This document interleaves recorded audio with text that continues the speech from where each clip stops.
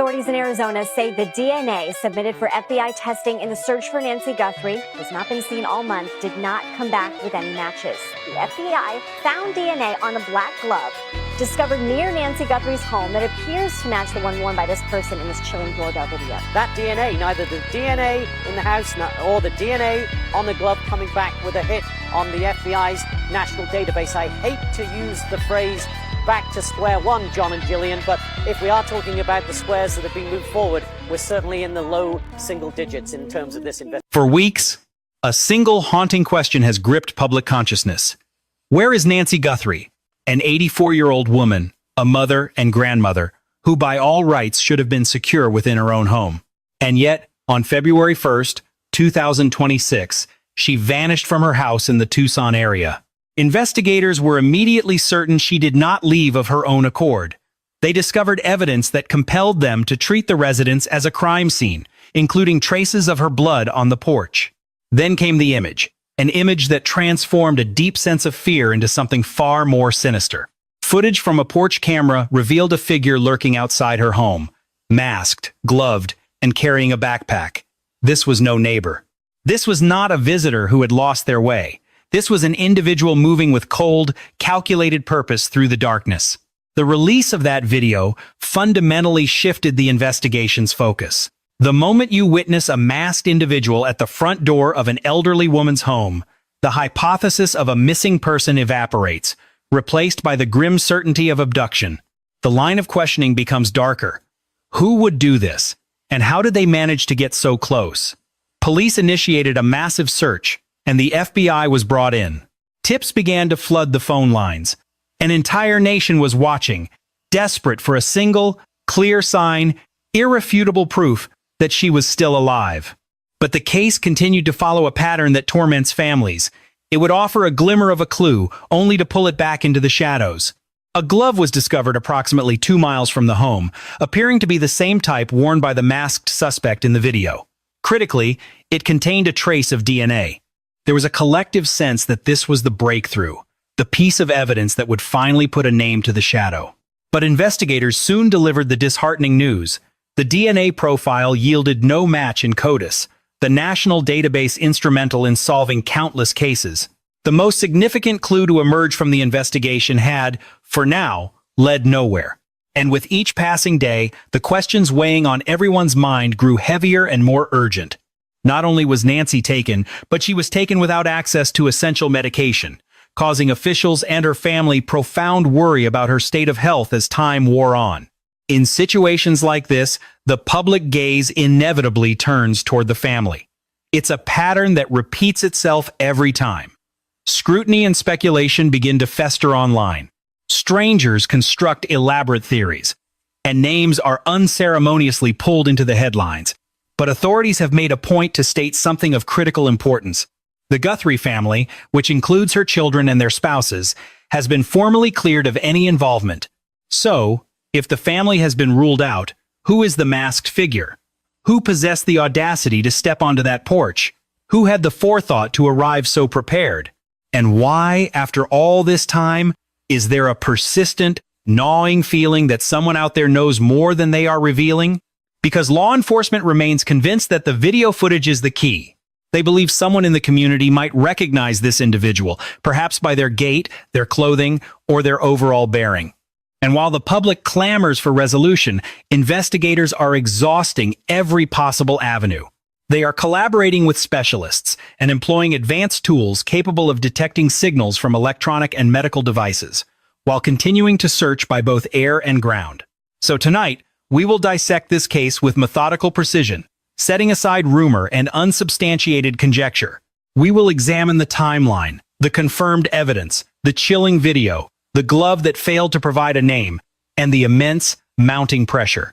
And we will pose the question that no one wants to articulate. If the truth is indeed out there, what is compelling the person responsible to remain silent? Because in an investigation of this magnitude, silence is never an empty space. Silence is an active choice. And sooner or later, a choice like that is destined to fracture. But the silence did not break in the manner most people had envisioned. There was no sudden arrest in the dead of night, no explosive courtroom revelation, no formal press conference announcing a stunning breakthrough. Instead, what unfolded next was far more subtle, yet in its own way, it resonated more profoundly than any official announcement. In a high-profile case such as this, silence accumulates a crushing weight. And when someone intimately connected to the events finally speaks, even if only to dispel rumors, an entire nation holds its breath and listens. In the days that followed the release of the porch camera footage, the pressure became immense and omnipresent. Television screens endlessly replayed the haunting image of the masked figure, analyzed in slow motion, magnified, its contrast enhanced, its edges sharpened.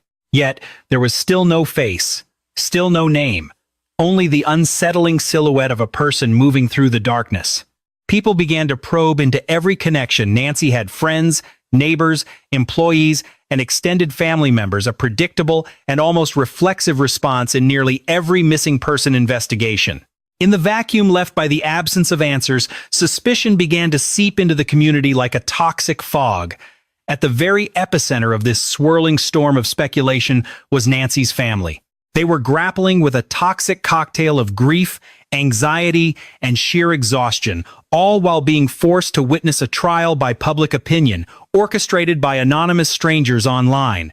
It was under this immense pressure that Nancy's son-in-law made the decision to step into the public eye for the very first time. His purpose was not one of confession or admission, but an attempt to quell the rising tide of digital chatter. He made a brief appearance just outside his residence, flanked by his legal representation. The scene was a chaotic frenzy of flashing cameras and shouted questions from the assembled press. He raised a single hand to silence them, his voice remarkably composed amidst the turmoil. "I have nothing to hide," he stated. "I loved Nancy. We are praying for her safe return." The statement was over as quickly as it began, concise, deliberate, and meticulously measured. Yet, in the hypercharged atmosphere of the case, even those few words carried immense weight. Online theories were proliferating at an alarming rate, and the digital public was scrutinizing every minute detail. Questions echoed across forums and social media threads. Who was the last person to see her at the house? Who possessed the access to come and go? Who was in charge of her affairs? The investigative bodies, however, had already drawn a firm line in the sand. They had issued a public declaration that the Guthrie family, spouses included, were not considered persons of interest. In a logical world, such an official statement would have silenced the rampant speculation. But the digital age operates on a different set of rules, where rumors are not easily commanded to cease. They metastasize, twisting and evolving with each share. For this reason, his short address was anything but dramatic. It lacked any explosive revelation, yet its significance could not be understated. In an investigation shrouded in so much shadow, even the simplest of words can cast a long and meaningful light. The public, however, remained insatiable. They craved more information, demanded intricate details, and yearned for definitive answers. But underlying all of it was a singular, desperate hope that Nancy would be found. While the media's lenses remained fixated on the family's every move, the real work of the investigation unfolded quietly, far from the glare of headlines and behind closed doors. The most potent clue available to the public was the haunting footage from the porch camera. It showed an individual concealed by a ski mask, gloves, and carrying a backpack. The figure's movements were deliberate, imbued with a clear sense of purpose. There was no sign of haste, no indication of being lost, and not a moment of hesitation. This particular detail lingered in the minds of investigators. A common criminal often betrays their anxiety, but this individual projected an unnerving level of preparedness. Hopes for a breakthrough were ignited by the discovery of a glove just 2 meters away. It bore a striking resemblance to those worn by the figure in the video, and crucially, it contained DNA. This should have been the pivotal moment the case needed. Yet, when the DNA profile was processed and run through CODIS, the National Criminal Database, the system returned nothing. No match. No prior criminal history, no registered offender, a complete digital void. The result pointed to one of two chilling possibilities. Either this individual had a perfectly clean record, having never been arrested, or their DNA had simply never been entered into any official system. Both scenarios made the task of identification exponentially more difficult. In response, Investigators drastically widened the search perimeter. Drones methodically scanned the vast desert terrain from above, while helicopters conducted low-altitude flyovers. On the ground, lines of volunteers combed through arid fields. The urgency of the search was magnified by Nancy's critical medical needs. Authorities had confirmed both that her departure was not voluntary and that she was without her essential medication. Time was a critical factor. Every passing hour diminished the odds. In this climate, specialists turned to unconventional methods and tools. A former Marine, for instance, engineered a custom device designed to sniff out Bluetooth signals. The underlying concept was straightforward. Certain electronic equipment, including some advanced medical implants, can emit detectable signals. The theory was that if Nancy's pacemaker was still functioning, its faint electronic pulse might be located. It was an undeniable long shot. But in a case as desperate as this, even the longest of shots was preferable to inaction. The community rallied, with members joining organized search parties and church groups gathering for prayer vigils. Strangers, moved by the story, began leaving bouquets of flowers outside Nancy's empty home. Her name soon became a fixture on national television, not as a result of any pursuit of fame, but because the nature of her disappearance commanded the nation's attention. Through it all, investigators obsessively circled back to the timeline. February 1st, an ordinary evening, a day like any other. And then, at some point, something fractured the mundane. The security footage places the masked individual on her porch at a specific moment in time. Crucially, that image was captured before Nancy was officially declared missing. This timing transforms the figure's presence from a random anomaly into an integral component of the event itself. Authorities subjected the footage to painstaking analysis, focusing on the person's gait. Experts in forensic gait analysis can sometimes identify an individual based on the unique biomechanics of their walk. They derived estimations for the subject's height and physical build. While nothing was definitive, these parameters helped to narrow the vast field of possibilities. The backpack, too, came under intense scrutiny. Was it a common, commercially available model, or something more specialized? Could its contents have included tools, or perhaps even restraints? Investigators remained tight-lipped on their findings. Evidence discovered inside Nancy's residence strongly indicated she had not left of her own free will, but officials were exercising extreme caution about which details to release. Releasing too much information to the public carries the inherent risk of compromising an active investigation. Conversely, providing too little information breeds public frustration. It is an exceptionally difficult equilibrium to maintain. Throughout this period, the family's cooperation with law enforcement was unwavering. Nancy's daughter, Savannah, issued a public statement thanking the authorities and pleading for privacy. She appealed for any information or tips from the public. She refrained from casting accusations or engaging in speculation. Her focus was singular and resolute: finding her mother.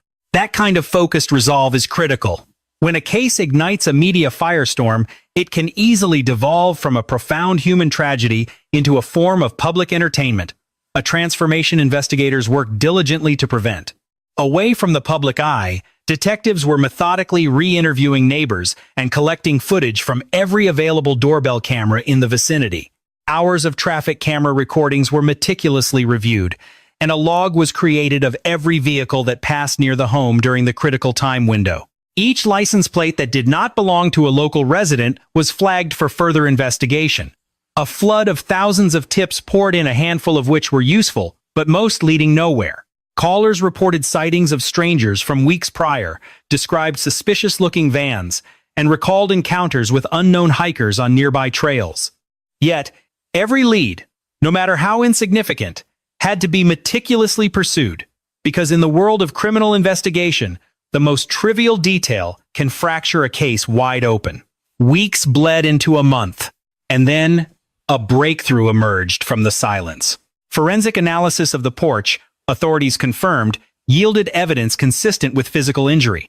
While withholding the complete reports, they verified the unmistakable presence of blood.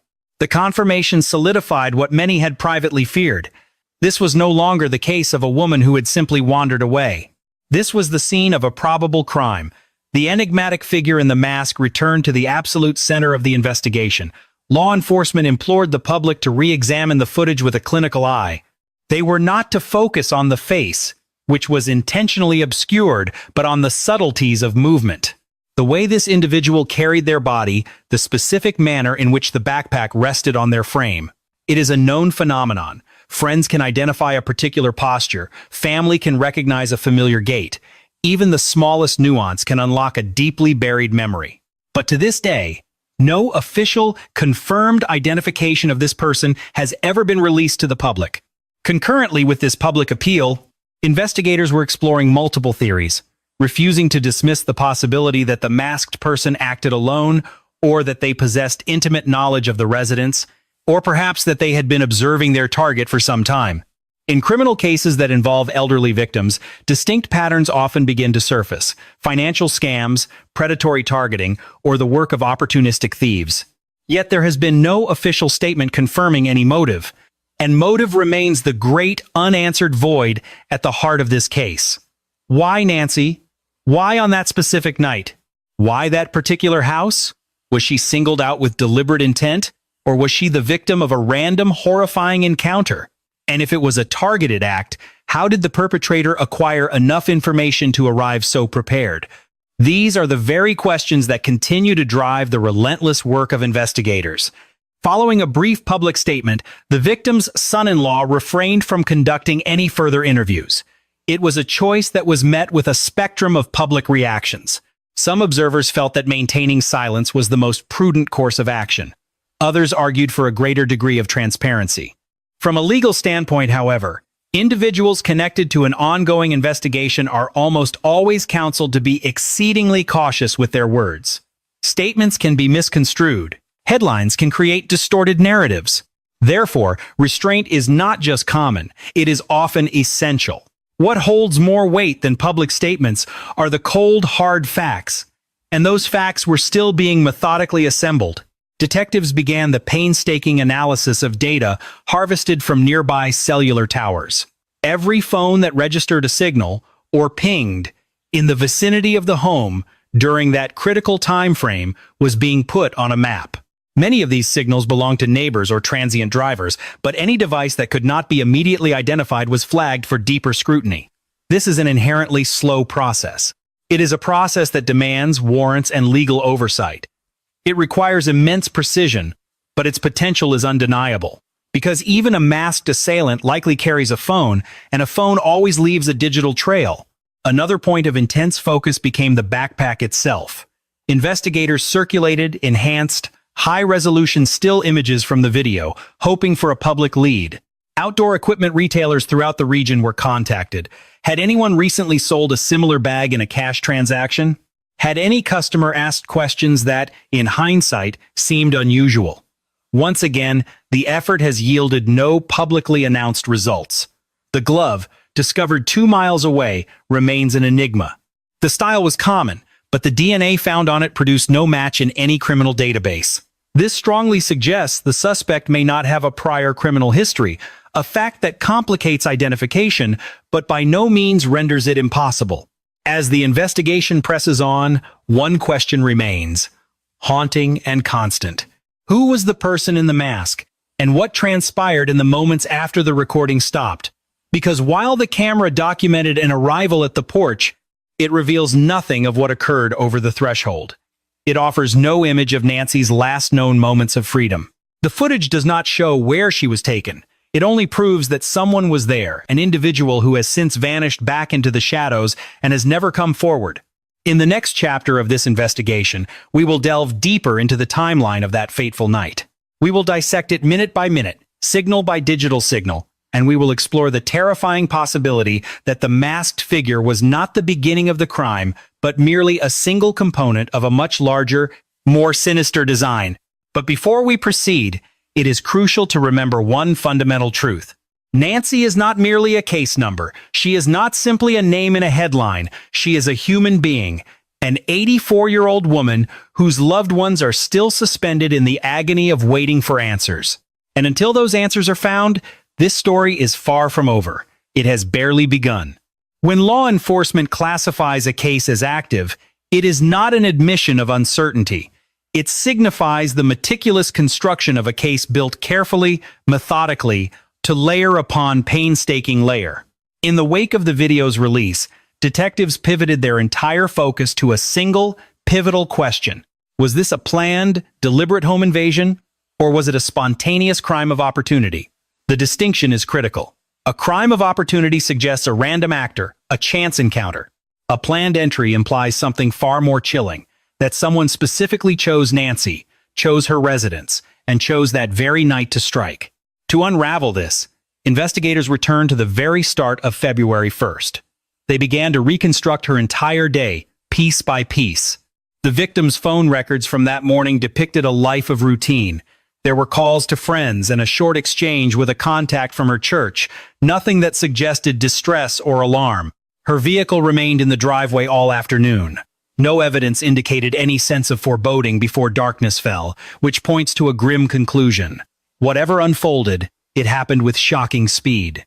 This was not the culmination of days of escalating threats. The entire fabric of her life was torn apart within a matter of hours. As the sun began to set, neighbors recalled seeing lights on inside the house. The normal glow of a television, a light in the kitchen, nothing that would cause a moment's pause. But as investigators began pulling data from traffic cameras positioned in the area, a subtle pattern caught their attention. A single vehicle had driven past the home 3 separate times inside a 40-minute window. Each pass was slow, methodical, not speeding, never stopping, just circling. The vehicle was a dark color, its license plate rendered partially unreadable by the camera's glare. The question was unavoidable. Was this a coincidence, or was it connected? While law enforcement has offered no public confirmation, investigators rarely dismiss such patterns as coincidence. At 7:45 p.m., the lens of a neighboring doorbell camera registered a fleeting shadow on the sidewalk. The image was too distorted for a positive identification, yet the trajectory was unmistakable. It was moving in the direction of Nancy's property. By 8 p.m., the figure materializes on the porch camera. No longer a shadow, but a clear and present threat. They are wearing gloves. A backpack is secured tightly to their frame. Their head is bowed slightly. There is no hesitation, no pause at the door. The recording captures no sound of a knock, no visual evidence of a forced entry. A detail that introduces a deeply unsettling possibility. Could it be that Nancy willingly opened her door to this person? Officials have remained silent on whether they found evidence of a break-in. This single detail is pivotal, as the elderly are frequently targeted through cunning deception. Posing as utility workers, impersonating delivery drivers, or perpetrating elaborate door-to-door scams are common tactics. Yet, this individual appeared to be prepared for something more.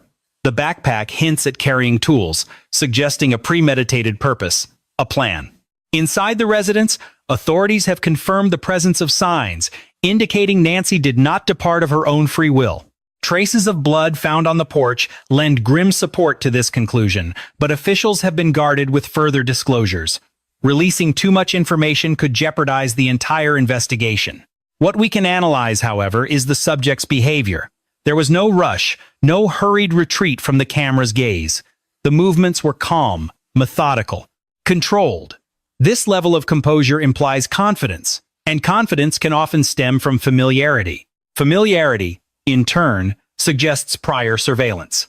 This possibility sent detectives back into the neighborhood, canvassing for a second time. They asked the questions again. Had anyone seen a person watching the house in the preceding days? A vehicle parked for an unusually long time? A stranger walking the same route over and over? A few residents recalled seeing an individual jogging past the home on several consecutive evenings during the week before the incident. Was there a connection? It was a possibility, but nothing more. Every single tip, every observation must be meticulously vetted. Simultaneously, forensic teams were undertaking a painstaking examination of Nancy's residence. Every potential point of entry was scrutinized, doorknobs were swabbed for DNA, fibers were collected, and impressions of footwear were carefully documented. In an investigation like this, the smallest piece of trace evidence can alter the entire trajectory of the case. The porch itself became a critical area of focus. The specific location of the blood spatter was crucial, not just its presence, but its precise placement on the surface. If the injury was inflicted outside, it would suggest an immediate attack at the threshold. But if it happened inside and was then transferred to the porch, it tells a story of movement, of a struggle being taken from one place to another. While the full forensic report remains sealed, authorities have confirmed enough to make one thing clear. This was not a simple case of a person gone missing. The investigation then turned to the invisible world of technology. Cellular tower analysis stands as one of the most powerful instruments in the modern detective's arsenal. Every mobile phone, whether in use or not, is in constant communication, pinging nearby towers for a signal. To leverage this, investigators requested what is known as a tower dump. This procedure grants them access to the phone numbers of every single device that connected to a specific cell tower within a defined window of time, yielding a list of hundreds, sometimes thousands, of numbers. The vast majority of these numbers belong to innocent residents, commuters, and neighbors. But buried within this mountain of data, hidden patterns begin to emerge. There are devices that connect to the tower once and then vanish. Others exhibit unusual movement patterns, inconsistent with normal daily life. And crucially, there may be devices whose presence corresponds perfectly with the timeline of the masked figure's appearance. Sifting through this digital haystack is a process that can take weeks, often months. It demands court orders, sophisticated data filtering, and specialized expertise, but its power lies in its ability to place an individual in the vicinity of a crime scene. And in cases like this, proximity is everything. Investigators also delved into Nancy's own digital life, examining her phone for the last outgoing calls, the most recent application activity, and the last time the screen was unlocked. This digital footprint constructs a timeline of her final known moments. Even the absence of digital silence can tell a story. In the meantime, the glove discovered 2 miles from the scene remained a subject of intense forensic scrutiny. The DNA recovered from it yielded no matches in the national database, but that does not render the evidence useless. That genetic profile is now on file, ready to be compared against any future suspect who is identified and swabbed. Should a relative of the perpetrator submit their DNA to a genealogical service, or if new profiles are added to the criminal database, time itself can transform a dead end into a critical breakthrough. The backpack visible in the surveillance footage also became a focal point of the investigation. Was it a common model or something rare? Online communities of amateur sleuths attempted to identify its brand, sharing image comparisons and meticulously zooming in on individual pixels. But professional law enforcement cannot operate on internet speculation. They require forensic certainty. It is almost certain that investigators have access to an enhanced version of that image, one with a degree of clarity far exceeding what has been released to the public. Another grim detail investigators must contemplate is the matter of physical strength. Nancy was 84 years old.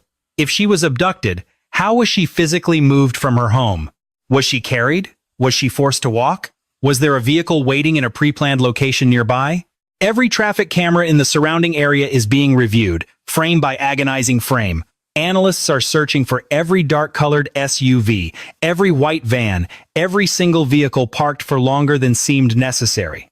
From this data, patterns are constructed, and those patterns can eventually tell a story. All the while, the emotional burden on Nancy's family grows heavier with each passing day. The pressure of public scrutiny can warp perception, forcing family members to navigate the treacherous landscape of their own grief while simultaneously enduring the weight of suspicion. Authorities made a public statement declaring that the family, including spouses, had been officially cleared as suspects, a significant development. Law enforcement agencies do not issue such exonerations lightly. It is a declaration that the evidence actively points away from their involvement. It signals that the investigation is now focused elsewhere, but that does little to quell the tide of online speculation, and that speculation can inflict its own unique form of pain. The community's response has been profound and sustained. Search parties persist in their efforts, posters still cling to public spaces, and hotline numbers are shared relentlessly. A steady stream of tips continues to pour in, some trivial, others bizarre, a few demanding immediate attention. Each one is meticulously recorded, and every viable lead is pursued with the understanding that somewhere, someone may have observed something seemingly insignificant. It might be the image of an individual changing their clothes in a parking lot, or a vehicle being scrubbed clean on the inside, or a backpack carelessly discarded. These minute observations carry immense weight. As this phase of the inquiry concludes, one chilling fact has solidified. The figure in the mask is not a phantom.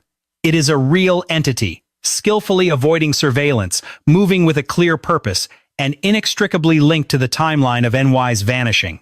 Yet, this specter is merely a single component in a much larger puzzle. Crimes of this magnitude are seldom isolated events. There are precipitating steps before and consequential actions after. And in the next part of our investigation, we will delve into the more profound discoveries emerging from the forensic analysis.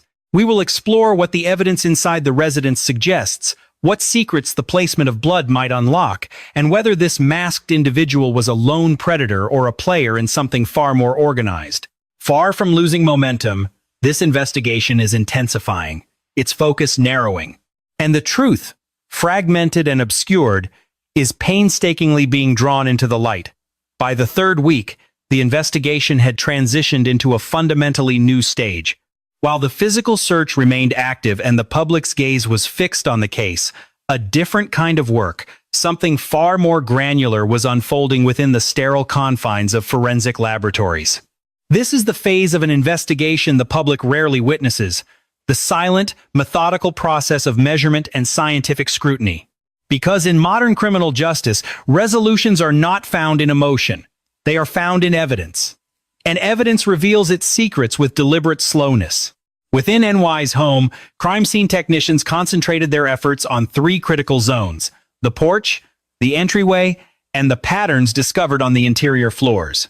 The blood evidence was subjected to rigorous testing that went beyond simple DNA analysis. While genetics confirmed the blood belonged to Nancy, the primary focus shifted to its pattern. Bloodstain pattern analysis can reconstruct a narrative, revealing if a person was standing, falling, dragged, or struck. The shape of the droplets, their size, and their trajectory all contribute to this silent story. Law enforcement officials have withheld the full forensic details from the public. However, sources intimately involved with the case indicate the blood patterns did not align with a large, chaotic struggle. The scene lacked the typical markers of violent disarray: no overturned furniture, no shattered glass, no signs of a fight spilling across multiple rooms. Instead, the scene suggested an event that was far more contained, something almost disturbingly controlled. The significance of this cannot be overstated, as it suggests that whatever transpired did so rapidly and was likely confined to a single, specific location. The porch itself bore only minimal blood staining, a fact that introduces a pivotal question into the timeline. Was the initial injury inflicted inside the residence, with the staining on the porch being a secondary result of movement after the fact? Investigators meticulously scrutinized the threshold of the front door. They collected trace fibers and cast impressions of footwear. Even microscopic soil fragments were sampled for analysis. Amid this painstaking work, one particular detail emerged as significant. There were indications that a section of the porch surface had been partially cleaned, not a thorough wash, but an area disturbed, consistent with a hasty attempt to wipe something away. While this doesn't definitively prove intent, it undeniably elevates the level of suspicion. If an individual were fleeing in a panic, why would they stop to clean anything? Moving to the interior, investigators found NY's living room displayed no immediate signs of disruption. The television remote was positioned on a side table. Her reading glasses were found resting on a surface nearby. Her home bore no hallmarks of a frantic escape, a fact that strongly supports the conclusion that she did not leave voluntarily. The inquiry then shifted to the home's points of entry. An examination of door handles and locks revealed no evidence of a forced entry, no broken deadbolt, no damaged frame. This detail dramatically narrows the field of possibilities. If the masked figure gained entry without force, one of two scenarios is likely. Either the door was unlocked or Nancy herself opened it. This pivotal point shifts the nature of the case toward an act of deception. Criminals who prey on elderly individuals often employ a ruse, posing as delivery workers, maintenance staff, or even concerned neighbors. But the attire of this suspect presents a stark contradiction. The mask and gloves suggest a preoccupation with concealment from the very beginning, which makes voluntary access improbable unless intimidation was immediate. Attention now turns to the crucial element of timing. Investigators analyzed the masked figure's movements frame by frame, from the sidewalk to the porch and from the porch to the door. The individual's posture conveyed no sense of hesitation. There was no constant scanning for witnesses, no apparent alarm at passing cars. Such a level of composure suggests a person acting with either experience or intimate knowledge of the area. Concurrently, forensic teams were also analyzing the significance of the backpack. Although the suspect's backpack was never recovered, investigators worked to model its probable capacity. Could it have concealed tools, rope, duct tape, or electronic devices? Its size indicates it served a functional purpose, not a decorative one. The implication is a significant degree of preparation. Another critical line of inquiry involves NY's phone, which was subjected to a thorough digital forensic examination. Specialists analyzed its screen activity, application usage, location services, and battery percentage. The device's final recorded activity occurred only moments before the masked figure materialized on the porch. After that precise point, all activity ceased. There was no outgoing emergency call, no hastily sent final text message. That silence is profoundly significant. In moments of sudden terror, the human instinct is to reach for a phone. The absence of that very action points to one of two chilling possibilities: overwhelming speed or calculated restraint. The inquiry also extended to the home's landline records. No emergency call originated from inside the house during the critical time frame, suggesting that events escalated faster than she could possibly react, or that she was physically prevented from doing so. Now, let us return to the glove, for this piece of evidence, found 2 miles away, was subjected to a microscopic examination for trace materials, sand, pollen, and synthetic fibers. Forensic investigators are meticulously comparing those minute particles to samples taken from Nancy's yard and the home's interior surfaces. A match would forge a powerful connection to the scene. A mismatch, however, would only deepen the mystery and complicate the narrative. The DNA profile developed from the glove yielded no match within the National CODIS database. To investigators, that negative result was, in itself, a vital clue. It indicated the suspect likely had no prior felony conviction, or at least none that necessitated the submission of a DNA sample. This could signify a first-time violent offender or, more disturbingly, someone who has managed to evade detection in the past. That single detail reshaped the investigative strategy. Instead of focusing on known criminals, detectives were forced to expand their search parameters significantly. Interviews throughout the community intensified. Neighbors were posed with granular questions.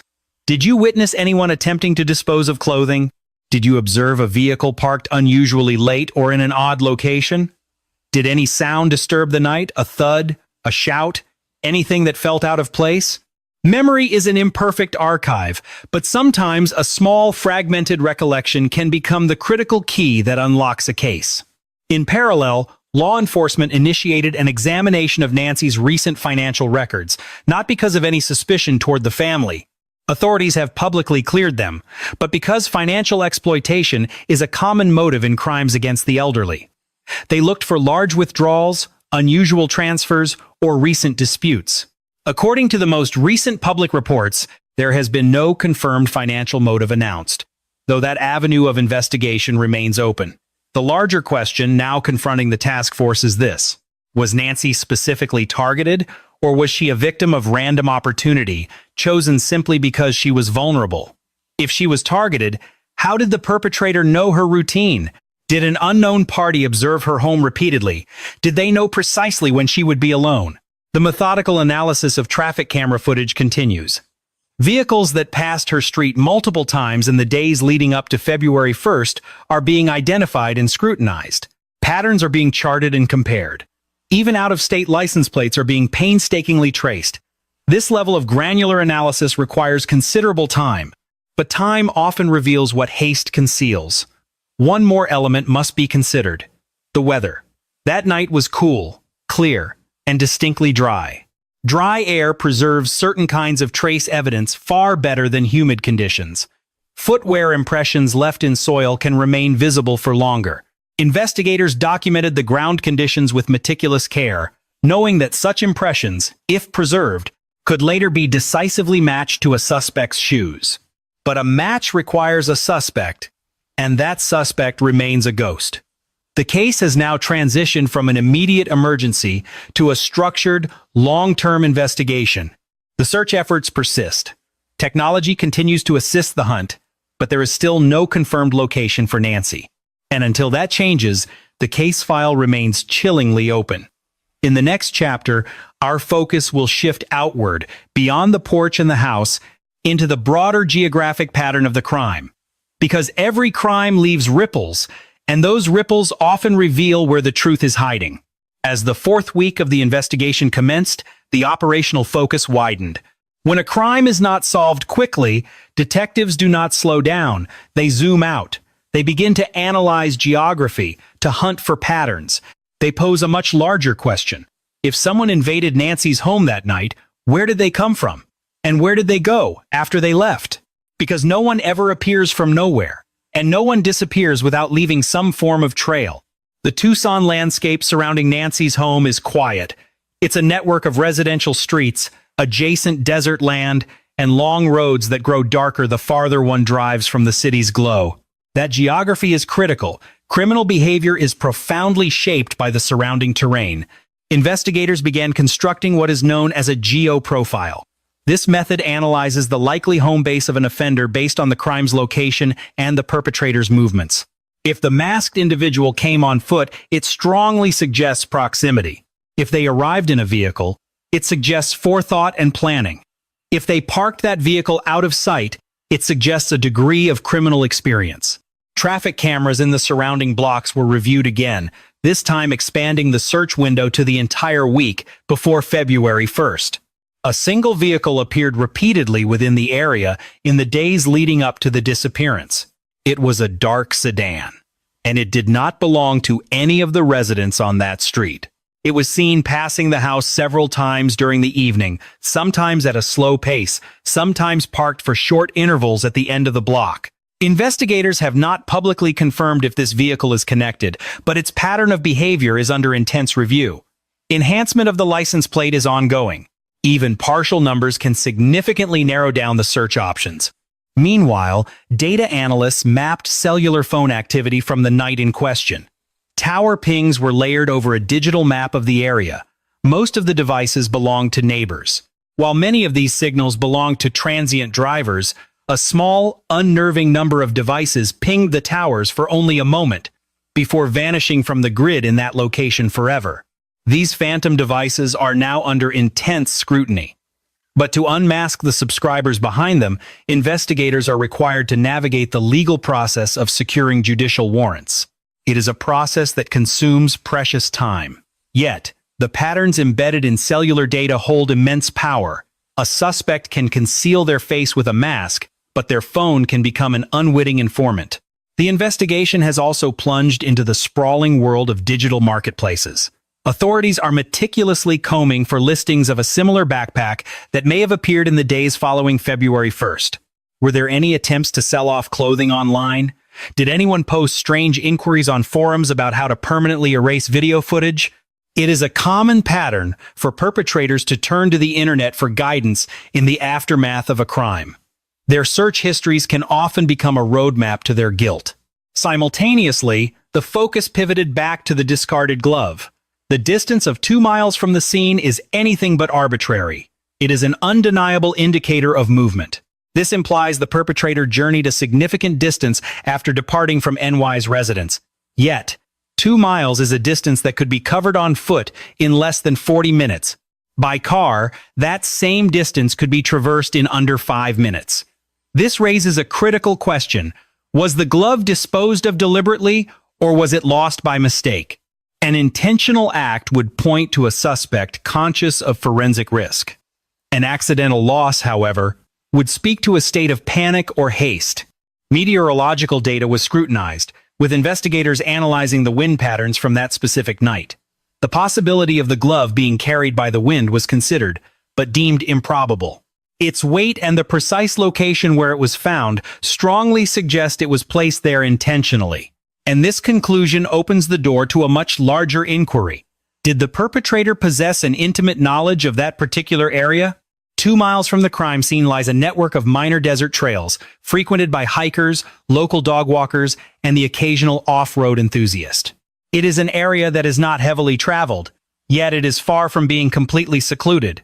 This is precisely the kind of place that would be familiar to a resident of the community. The focus of the investigation now expands, meticulously reconstructing a timeline.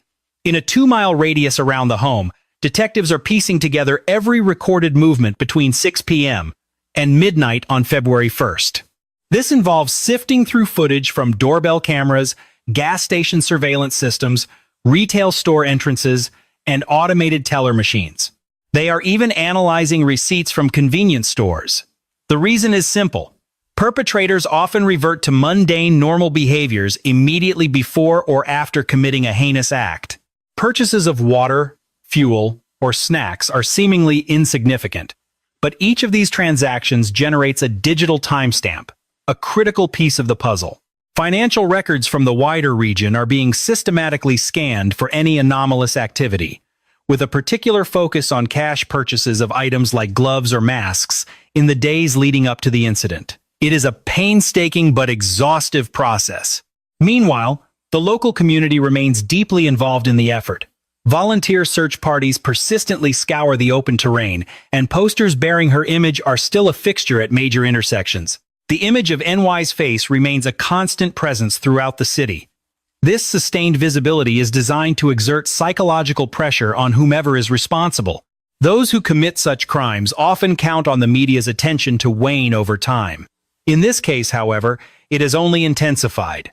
The Federal Bureau of Investigation's involvement lends significant gravity to the case, and with it, an expansion of available resources. The analysis of data becomes more profound. Experts in criminal behavior are now being brought in to consult on the case. According to one behavioral analyst, perpetrators who wear masks and target the homes of the elderly typically fit one of two profiles. They are either opportunistic burglars seizing a moment, or they are targeted offenders acting on prior knowledge. And the presence of the backpack points to the possibility of tools. The gloves indicate a clear awareness of DNA evidence. The mask itself is a powerful indicator of premeditation. When viewed in concert, these elements strongly suggest a calculated level of preparation. But preparation does not illuminate motive, and the motive here remains deeply shrouded in mystery. Was it for financial gain, an act of random violence, or was it a personal grievance? As of now, investigators have not released any public statements regarding a potential motive. Until they can, the direction of the case remains frustratingly open-ended. The family of NY continues to cooperate fully with the investigation. Authorities have been deliberate in reaffirming that those in the immediate family circle, including her spouse, are not considered persons of interest. This public clarification is a crucial step, as it permits investigators to concentrate their full resources on external leads. Despite this, rampant speculation continues to churn online, a factor that necessitates extreme discipline from law enforcement. Their focus must remain unyielding, on facts alone and on evidence alone. In parallel, forensic teams are meticulously re-examining the trace evidence recovered from NY's property. This includes minute fibers discovered near the point of entry, particles of dust from the porch, and even microscopic fragments of paint. Should the perpetrator have brushed against a vehicle or another object prior to their arrival, a transfer of material could have occurred, and that transfer can be traced. The science of forensics is, above all, patient. The process can take weeks, but it frequently provides answers to questions that emotion alone cannot solve. Another critical line of inquiry concerns the potential weight of the backpack.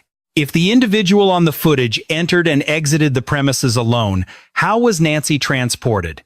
If she was carried out, what was her estimated weight at the time? Is it physically plausible for a single individual to have moved her with any degree of speed, completely unassisted? These are not mere assumptions. They are cold calculations. Investigators are constantly weighing the established timeline against the boundaries of physical possibility. And then there is this consideration. In the available footage, the masked individual displays a notable sense of calm. This composure could suggest one of two things: confidence or familiarity. And if the suspect had been conducting surveillance on the house beforehand, it is likely they would have been aware of NY's daily routine. They would know when the lights typically went out and at what time she was most likely to be alone. They might even know when the neighbors were settled indoors for the night. All of this raises the chilling possibility of methodical surveillance preceding the crime. Consequently, detectives have canvassed the neighborhood, asking residents if they recall seeing anyone taking photographs in the preceding days, or perhaps an unfamiliar vehicle parked for an unusually long period. They are looking for reports of anyone feigning preoccupation with their phone, while their attention was clearly directed elsewhere. A number of such reports have been filed, none have been substantiated as of yet, but every single one is meticulously logged for review. The search has now spilled past the city limits of Tucson. Authorities are meticulously combing through footage from highway patrol cameras. Every vehicle that exited the city during the late hours of that night is now under intense scrutiny. They're paying special attention to any vehicle that may have traveled just 2 miles out before turning back. Investigators are using mapping software to constrict the possible routes, operating on the principle that perpetrators typically stick to familiar territory rather than venturing onto arbitrary highways. Simultaneously, detectives are expanding their inquiry, probing whether other masked intrusions have been reported anywhere else in the region. In any investigation, patterns are critical. A recent report of suspicious activity from another elderly resident could be the thread that links everything together. To date, there has been no official announcement confirming a related incident. Behind the scenes, however, the comparative analysis is relentless. The focus now returns to the timeline, a critical element in the case. Central to this is the timestamp on the porch surveillance footage. There is the estimated window of the disappearance itself, and the void between NY's last known moment and the call that came in the following morning. Each and every minute is being deconstructed and cross-referenced with available data. Investigators canvass the neighborhood asking a simple question. Did anyone hear anything out of the ordinary? One resident recalled the distinct sound of a car door shutting forcefully around 8:20 p.m. Another believed they heard an elevated voice. But human memory, especially when formed under duress, is a notoriously fragile thing. Yet, when several independent recollections begin to converge, they start to build a more solid foundation. Still, law enforcement is exceedingly careful about the information they release to the public. Releasing too many details could tip off a suspect to the scope of law enforcement's knowledge, potentially altering their behavior. Internally, however, the investigation was gaining momentum. The geographical profile was tightening. The cellular data was being filtered down. The traffic analysis grew more refined. And through it all, the pressure remained constant. As this phase of the investigation concludes, one fact becomes starkly apparent. The suspect did not just dissolve into the night. They were in motion. They traveled. And in doing so, they left a trace, however minuscule it might be. The entire map of Tucson was now being scrutinized with an unprecedented level of intensity. In the next segment, we will delve into the critical juncture that would alter the course of the investigation.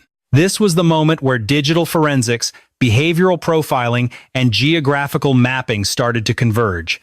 It is precisely at this intersection that seemingly unsolvable cases begin to crack wide open. The investigation had arrived at what is known in law enforcement circles as a convergence point. This is the crucial stage where disparate threads of inquiry, digital data, geographic plots, behavioral analysis, and witness testimony finally begin to weave together. Viewed in isolation, each piece might seem inconclusive, but when combined, they could forge a narrative far more compelling. Until this point, the spectral image of the masked figure had been the only tangible piece of evidence released to the public. But behind closed doors, investigators possessed something the public did not: a map of movement. By overlaying cell tower data with traffic camera footage, a disturbing anomaly began to surface. A single, unidentified device had pinged a cell tower less than half a mile from NY's residence, just moments before the timestamp on the porch video. In and of itself, this was not remarkable. But then, that very same device connected once more, 2 miles distant, in close proximity to the location where the glove would later be discovered. And then, it vanished from the grid. There were no subsequent connections, no trace of the normal usage patterns of a typical cell phone. This was not the device of a local resident. It had never appeared on the tower logs for that specific area before that night, and it has not appeared since. While this is not definitive proof of guilt, it provided a powerful focal point for the investigation. Authorities moved quickly to secure a warrant for the subscriber information linked to that specific number. The account was a prepaid burner phone, registered under a fictitious name and purchased with untraceable cash. This detail was significant, as it strongly suggested premeditation. Such prepaid devices are the tool of choice for those seeking to evade detection. But even a burner phone leaves a digital and physical trail. Store surveillance cameras capture the transaction. Receipts timestamp the purchase. Serial numbers can be traced back to their point of sale. And so, investigators began the painstaking process of backtracking. At the same time, traffic footage from a nearby intersection was yielding another crucial piece of the puzzle. A dark sedan, its model consistent with the vehicle seen circling the neighborhood in the days prior, was captured on camera, passing through the area approximately 15 minutes after the porch video was recorded. For a fleeting moment, its headlights cast a glare across the windshield, revealing the faint reflection of what appeared to be a backpack strap. The driver's face remained obscured, but a partial license plate number was now significantly clearer than in any previous footage. Using image enhancement technology, analysts were able to push the resolution further. 2 more digits on the plate suddenly became legible. This breakthrough dramatically reduced the number of possibilities. A cross-reference with vehicle registration databases yielded a manageable list of potential owners. From that list, detectives initiated discreet, methodical background checks. There were no public statements, no premature arrests, only a quiet, systematic review. One registered owner, however, drew their attention. Not for a criminal record, there was none, but for a simple matter of geography. The address on the registration was located less than 3 miles from NY's residence. Then came the phone records. They connected that same address to the very location where the prepaid device was purchased just 2 weeks prior to February 1st. This connection wasn't proof of involvement, but it forged a powerful link, elevating suspicion to a new level. Working from this lead, investigators began to conduct covert surveillance. They meticulously documented daily routines, patterns of vehicle use, even the schedules for trash disposal. It is a grim reality of police work that discarded trash can yield a treasure trove of evidence. Packaging, receipts, even stray clothing fibers. A search warrant was being drafted, and soon they would move inside the home of the vehicle's registered owner. During the search, investigators would reportedly uncover clothing that mirrored the style worn by the figure in the porch footage, alongside gloves made of a material strikingly similar to the one recovered at the scene. But the most damning discovery was microscopic: trace particles of soil that appeared to match the very samples taken from Nancy's porch. While those particles remained under intensive laboratory comparison, a confirmation would forge an undeniable physical chain between a suspect and the scene. All the while, Nancy's family remained trapped in a state of suspended agony. The frequency of press conferences began to dwindle, and official updates grew more measured, a classic sign that an investigation is closing in. Once a person of interest enters the frame, law enforcement operates with surgical caution. Their primary objective is to avoid prematurely tipping their hand to the individual at the center of their focus. Yet, the pressure from a concerned public showed no signs of abating. The community demanded answers. Its members cried out for justice. They were united by a single desperate plea: to find Nancy. Behavioral analysts also began to re-examine the timeline, focusing on the psychology of the perpetrator. The subject's composed movements on the video suggested either extensive rehearsal or a chilling familiarity with such acts. Now, with a potential geographic connection solidifying, that unnerving calm began to make a dark kind of sense. Local knowledge, familiarity with the neighborhood, the back streets, the escape routes, drastically reduces the fear of being cornered or recognized. And then, another piece of data fell into place, strengthening the case.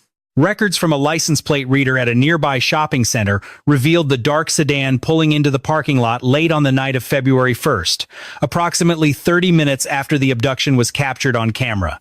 The driver is documented as having stayed inside the vehicle for nearly 10 minutes, motionless. The car then departed the lot.